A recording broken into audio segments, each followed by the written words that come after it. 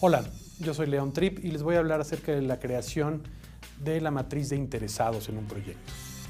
Bien, en este tema tenemos un término que es stakeholders. ¿Qué son los stakeholders o interesados de un proyecto? Bueno, los stakeholders realmente es la persona, las personas o el grupo de personas interesados en que el proyecto salga adelante.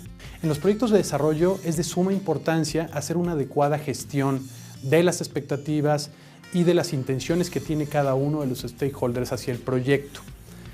En la manera en que el gerente de proyecto tenga bien identificados quiénes son los stakeholders, quiénes son los principales interesados, es la manera en que vamos a obtener apoyo para el proyecto. El punto de partida para una correcta manejo de expectativas de los interesados definitivamente es, primero que nada, la identificación de los stakeholders, además de definir el nivel de influencia, el nivel de interés que tienen los stakeholders y sobre todo el impacto que tienen hacia el proyecto. Este es el punto de partida para poder tener una buena gestión y sobre todo para poder traer el apoyo hacia el proyecto por parte de los involucrados clave del proyecto. Dependiendo del tipo de proyecto, los stakeholders pueden variar en número, nivel de influencia y de interés. Pero una vez que tenemos identificado esto, el project manager o gerente de proyecto está en posición de poder enfocar sus estrategias de comunicación y de relaciones con los stakeholders de mejor manera. El PMI nos dice que los stakeholders son las personas beneficiadas o afectadas por un proyecto. Y dado que los stakeholders son grupos de personas donde sus intereses, ya sean de manera positiva o negativa, pueden afectar la conclusión de un proyecto, es altamente recomendable que tengamos un plan de gestión de stakeholders o gestión de involucrados, mismo que posteriormente se va a ver traducido en un plan de comunicaciones. ¿Cuál es el proceso para la construcción de esta matriz de interesados? Bueno, primero que nada, sabemos que hay entradas, hay técnicas y hay salidas. ¿Cuáles son las entradas para la construcción?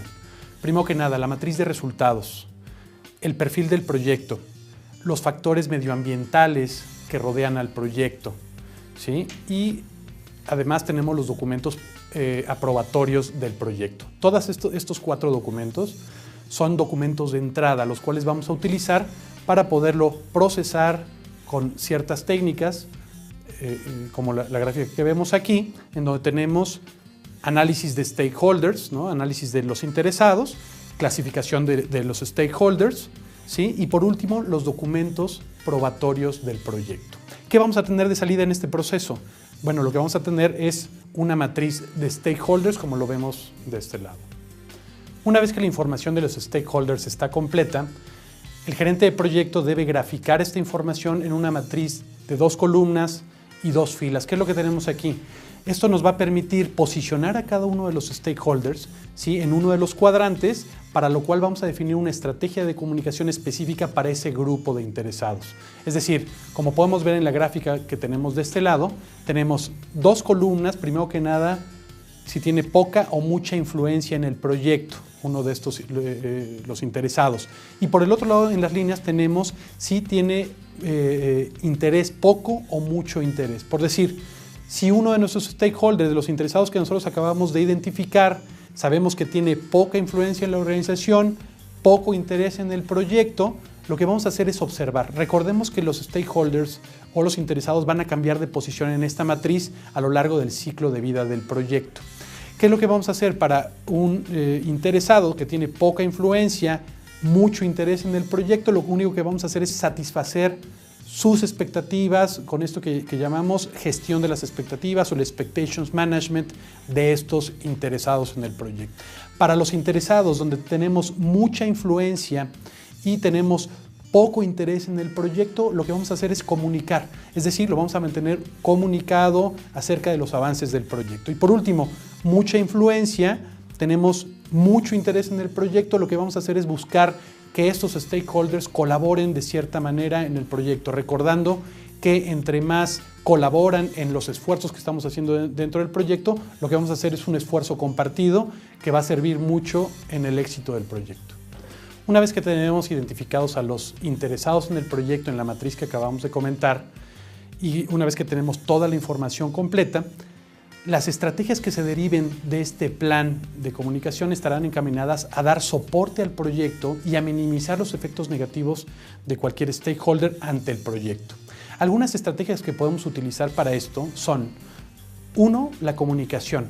Mantener comunicados a todas las personas, a todos los interesados en el proyecto de forma oportuna. Número 2, participación. Busquemos que las personas, sobre todo aquellos que tienen mucha influencia en la organización o en el proyecto y mucho interés en el proyecto, busquemos que colaboren en algunas de las actividades del proyecto. Como lo comentaba anteriormente, lo que estamos buscando es un consenso y que ellos se sientan parte del proyecto. Otra es la mitigación. Hay algunas acciones de algunos stakeholders que van a influir positiva o negativamente ante el proyecto. Lo que vamos a hacer es mitigar estos efectos negativos. Como la información contenida en esta matriz es de carácter confidencial o es una información delicada para el proyecto, el gerente de proyecto debe aplicar buen juicio en el tratamiento y en la dispersión de esta información. ¿Qué incluye esta matriz de interesados? Bueno, el gerente de proyecto debe recopilar esta información, clasificarla para poder generar las estrategias adecuadas de comunicación para todos los grupos de interesados. ¿Sí?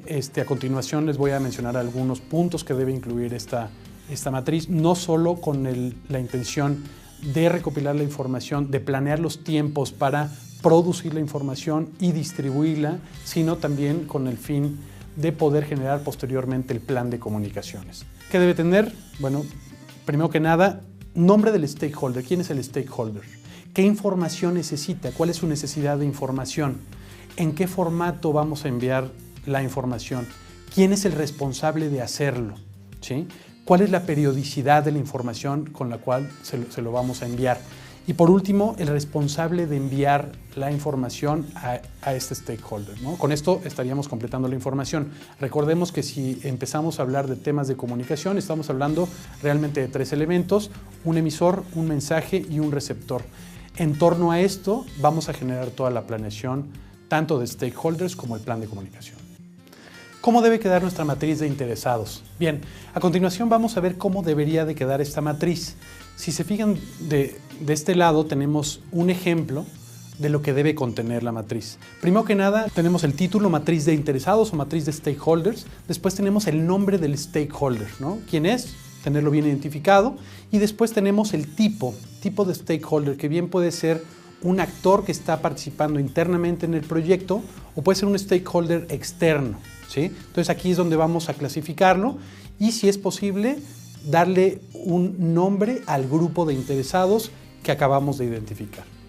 ¿Qué tenemos posteriormente? Lo que vamos a hacer es asociarlo, si es posible, a un objetivo o resultado del proyecto. Es decir, algunos interesados están, valga la redundancia, interesados en ciertos entregables, en ciertas etapas del proyecto o en algún componente en específico. Si podemos identificarlo, lo vamos a plasmar en ese cuadro que tenemos aquí, que es el objetivo o resultado. ¿Qué es lo que vamos a hacer después? Vamos a definir el nivel de interés que tiene este interesado, este stakeholder en el proyecto, y lo vamos a clasificar en esta columna. Después tenemos el nivel de influencia ante el proyecto, que también lo vamos a identificar, si tiene mucha influencia, poca influencia, en fin, lo vamos a clasificar ahí. Después tenemos 2 columnas que realmente pertenecen a las acciones posibles, es decir, identificar todas aquellas acciones, tanto positivas como negativas, ¿sí?, que se pueden dar ante el proyecto y que nos vaya a traer esos resultados. ¿Para qué lo vamos a hacer? Para identificar todas las acciones positivas que puede hacer este stakeholder, este interesado, y que nos puedan ayudar a que el proyecto salga adelante. Y, por el contrario, también todas las acciones negativas que queremos evitar, ¿sí? Al final de la gráfica de esta matriz, tenemos las estrategias, es decir, qué estrategias vamos a utilizar para que estas posibles acciones se lleven a cabo, se den y nos puedan apoyar en la conclusión exitosa del proyecto. Por último, en la parte de abajo tenemos conclusiones. Un apartado de conclusiones que aquí pondremos a lo mejor el tratamiento que le vamos a dar a este stakeholder o a este grupo de interesados en el proyecto. Muchas gracias.